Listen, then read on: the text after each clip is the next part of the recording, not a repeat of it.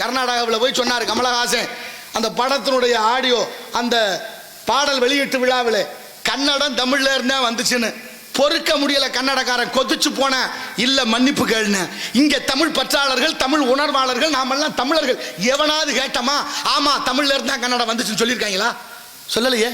அத்தனை பேரு நமக்கு தமிழ் தாய் வாழ்த்துன்னு ஒன்று எழுதினாரு மனோன்மணியன் சுந்தரம் பிள்ளை, நீராறும் கடல் உடுத்தான்னு. அதுல ஒரு 4 வரி மறைக்கப்பட்டிருக்கு. தெரியுமா? எத்தனை பேருக்கு தெரியும்? எத்தனை பேருக்கு தெரியும்? கன்னடமும் கலிதெலுங்கும் கவின் மலையாளமும் உன் உதிரத்தை உதித்தெழுந்து ஒன்று பலவாகிடணும். ஆரியம் போல் வழக்கு அழிந்து ஒளிந்து சிதையா உன் சீரிழமை திறவியல்ந்து செயல் மறந்து வாழ்த்துதுமே. அதான் பாட்டு. அப்படியா இருக்கு? ஏன் சொல்லல? ஏன் பாடல? தமிழர்களாகிய நாம் ஏன் அடுத்தவனுக்கு கெட்டு போயிட்டோமே? எங்க போய் சொல்றது? வீரமும் மானமும் ஒத்தி வைக்கப்பட்டு கொண்டிருக்கிறது என்பதை என் தமிழ் சமுதாயம் உணராவிடில் தமிழ் தலை தூக்காது, தமிழர்களும் தலை தூக்க முடியாது என்பதுதான் யதார்த்தம் என்பதை உணர்வோம். இயலிசை நாடகம் என்ற முத்தமிழும் முழங்குற இந்த நாடகத்துல தமிழ் இல்ல. அக்கிரமம் பேசுங்க, அசிங்கம் பேசுங்க, அதுக்கு கூட்டம் கூடுது இல்ல. ஆபாசம்னா அதை பார்க்க ஒரு கூட்டம். நல்லதா அது? நம்ம பிள்ளைகளுக்கு சொல்லிக் கொடுக்கிறதா? நம்ம பிள்ளைகளுக்கு என்ன சொல்லிக் கொடுக்கணும்? அப்ப என்ன விதைக்கிறோமோ அதை அறுவடை பண்ணித்தானே ஆகணும். நல்ல விஷயத்தை பார்க்க தாய்மார்களும் விரும்பல, ஆனா தந்தைமார்களும் விரும்பல. அதையும் மீறி நான் பேசுற போது இவ்வளவு பேர் நின்று கேட்கறீங்க பாருங்க, உட்கார்ந்துருக்கீங்க பாருங்க. உங்க எல்லாருக்கும் என்னுடைய நன்றியை காணிக்கை ஆக்குகிறேன். அதுதான் மிக முக்கியம். இருந்தாலும் ஆண்டவன் படைப்புல எல்லாருக்கும் 6 அறிவு இருக்குன்னு நினைச்சுக்கிட்டு இருக்கிறோம். சில பேருக்கு 5 அறிவான், சில பேருக்கு 4 அறிவான். நான் சொல்லல. மாவு மக்களும் ஐயறிவினவை என்ப தொல்காப்பியம். கம்பரே பாடுறாரு, மக்களும் விலங்கும் ஒண்ணுன்னு. சில வீட்டுகளை போய் கேட்டு பாருங்க, ஏமா உங்க வீட்டுக்காரங்க அது நாங்கிட்டு தான் தெரியும், அப்புறம் வர்றோம். அதுன்னா எது? ஆடு மாடுன்னு அர்த்தம். என் அறிவில் சிறந்த பெரியோர்களே, தமிழ் பற்றாளர்களே, சிந்தித்து பாருங்கள். ஆடு மாடு அட்டை அரணை பாம்பு பள்ளி ஒட்டகம் ஓன அத்தனை இப்படி வளருது. மனிதன் ஒருவனைத்தான் மேல் நோக்கி வளர வைத்தான் இறைவன். அதனாலதான் நமது மொழியான தமிழ் மொழி அதற்கு உயர்திணைன்னு பேர் வச்சுச்சு. உயர்திணை. உயர்வுன்னு சொன்னா எதிர்ப்பதை என்ன சொல்லணும்? தாழ்வுன்னு சொல்லியிருக்கணும். சொல்லல. ஏன்?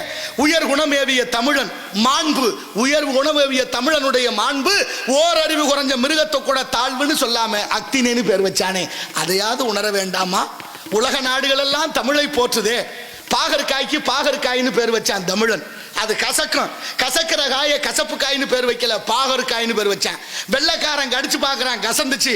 கசந்த காய்க்கு வெள்ளைக்காரன் அப்படியே பேர் வச்சான், கசப்பு காய். ஆங்கிலத்துல பிட்டர் கார்டுன்னு. ஆனா தமிழன் பாகற்காயின்னு பேர் வச்ச. மாண்பு புரியுதா? ஏன்? என்ன காரணம்? பாகற்காய்னா பாகுனா இனிப்பு, அற்றதுனா இல்ல, அது இனிக்காது கசக்கும்னு சொல்லாமல் சொல்லி வைத்த உயர்ந்த சமூகம் இன்று இருக்கும் நிலை என்னையா? என்ன காரணம்? ஏன் இப்படி ஆனோம்? உலகமெல்லாம் நம்ம கிட்ட கையேந்துச்சு. இன்னைக்கு உலக நாடுகளும் எல்லாத்திலையும் இவன் கையேந்துற அளவுக்கு ஆளாக்கியது யாரு காரணம் என்பதை உணருங்கள். உணராவிடில் நாளைய தலைமுறை வாழ்வது மிக கடினம் என்பதை உணர்ந்து கொள்ளுங்கள். இயற்கை என்று சொல்லக்கூடிய பஞ்சபூதம் நீர் நிலம் நெருப்பு காற்று ஆகாயம் 5 நமக்கு நிறைய உறுத்திக்கிட்டே இருக்கு, அறிவு கொடுத்துக்கிட்டே இருக்கு. தெரியுமா? 2 மாதத்துக்கு 1 மாதத்துக்கு முன்னால ரஷ்யாவில் நிலநடுக்கம். எவ்வளவு பெரிய ஆபத்து! போன வருஷம் வயல்நாட்டில் நிலநடுக்கம், கேரளாவில். இப்ப உத்தரகாண்ட் மாநிலத்தில் உத்தரகாசியில பெருவெடிப்புன்னு பேரு. பெருவெடிப்புனா என்ன தெரியுமா? ஒரு குடத்தை உடைச்சு விட்டா எப்படி தண்ணி கொட்டுமோ அது போல மேகத்தை கிழித்து கொண்டு கொட்டியது மழை. எத்தனை வீடுகள் நாசமாகி போனது. தமிழ்நாட்டுக்கு வருவதற்கு ரொம்ப நேரம் நினைக்கிறீங்களா? ஏதோ ஒரு புண்ணியம் நம்மளை தற்காத்து கொண்டே இருக்கிறது. அதையும் மீறி பெரிய பெரிய ஆபத்தை சந்திக்காமல் அதற்கான நல்ல எண்ணத்தோடு நல்லதை விதைக்கணும். மாட்டு வண்டியும் மனித உடம்பு ஒண்ணு, மாட்டு வண்டி மனித உடம்பு ஒண்ணு, வேற ஒண்ணு பெரிய அதிசயமெல்லாம் இல்லை. மாட்டுக்கு அறிவு இருக்கு, மாட்டு வண்டிக்கு அறிவு இல்லை. அறிவில்லாத மாட்டு வண்டி அறிவுள்ள மாடோடு சேராது, அறிவுள்ள மாடு அறிவில்லாத மாட்டு வண்டியோடும் சேராது. மாட்டுக்கும் வண்டிக்கும் உரிமையாளரான ஒருத்தர் உடையவர் இருப்பார். அவர் தான் மாட்டையும் வண்டியும் பூட்டணும். பூட்டியாச்சுங்கிறதுக்காக மாடு ஏன் ஜவரத்துக்கு போவேன்னு சொல்ல முடியாது, வண்டி வர முடியாதுன்னு தடுக்க முடியாது. அந்த உடையவரான உரிமையாளர் தான் மாட்டு வண்டியை ஓட்டணும். எவ்வளவு தூரம் ஓட்டணும், எங்க ஓட்டணும், எப்ப அவுக்கணுங்கிற கணக்கு எப்படி உரிமையாளரிடத்துல இருக்கோ அதுபோல இந்த உடம்பு. இந்த உடம்புக்கு அறிவில்லை, உள்ளே ஓடக்கூடிய மூச்சுங்கிற ஆத்மாவுக்கு அறிவு இருக்கு. அறிவில்லாத உடம்புல அறிவுள்ள ஆத்மாவை பூட்டி ஓட்டுகிறான் இறைவன் என்ற பரமாத்மா. எங்க ஓட்டணும், எப்ப ஓட்டணும், எங்கன்னு அவுக்கணுங்கிற கணக்கு அவன் கையில.